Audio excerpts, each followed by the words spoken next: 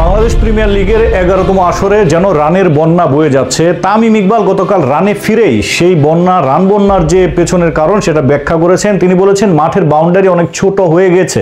অনেকে বলছেন রানে ফিরেই তামিম বড় গলায় কথা বলেন, কিন্তু বিষয়টা সেরকম নয়। কারণ তামিম ইকবাল মূলত দেশের ক্রিকেটের মঙ্গলের জন্যই এই কথাটা বলেছেন। কারণ যখন আন্তর্জাতিক ইভেন্ট হয়, বিশেষ করে আইসিসি টি-20 বিশ্বকাপ হয় এবং এসিসির যে এশিয়া কাপ হয়, এশিয়ার টি-20 কাপ, সেখানে আমরা দেখে থাকি যে মোটামুটি ভালোই বাউন্ডারি হয়। শ্রীলঙ্কার পালেকেলের কথা নিশ্চয়ই মনে আছে, এমসিজির কথা মনে আছে, দুবাইতেও অনেক বড় বাউন্ডারি হয়। তো ভারতেও আইপিএলে দু একটা মাঠ, দিল্লির মাঠ বাদ দিলে মোটামুটি বেশিরভাগ মাঠে কিন্তু মোটামুটি 65 মিটার 70 মিটার বাউন্ডারি হয়। তো সেখানে বাংলাদেশে 58 মিটারের বাউন্ডারিতে খেলা হচ্ছে। এটার ফলাফল আমরা অনেক বেশি হাই স্কোরিং অ্যাফেয়ার্স দেখছি।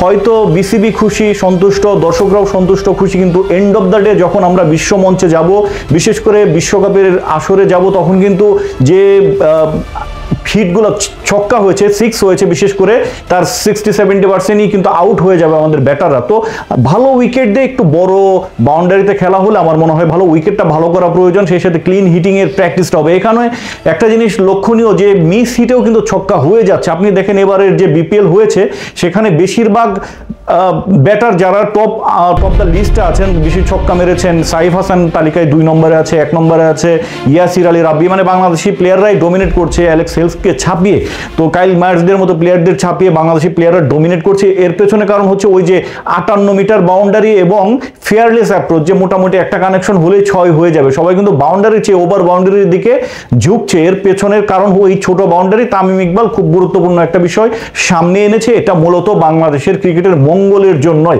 কিছু হেটার্স আছেন যারা বলছেন তামিম ইকবাল রানে ফিরেই বড় কথা বলা শুরু করেছেন। বিষয়টা মোটেও সেরকম নয়। কারণ তামিম চেয়েছেন, তিনি তো আর জাতীয় দলের হয়ে খেলবেন না, তিনি চেয়েছেন যাতে মোটামুটি আন্তর্জাতিক মানের একটা বাউন্ডারি থাকে। সেটা হলে বাংলাদেশের ক্রিকেটারদের বড় মাঠেও ছক্কা মারার যে একটা চর্চা সেটা হয়ে যাবে।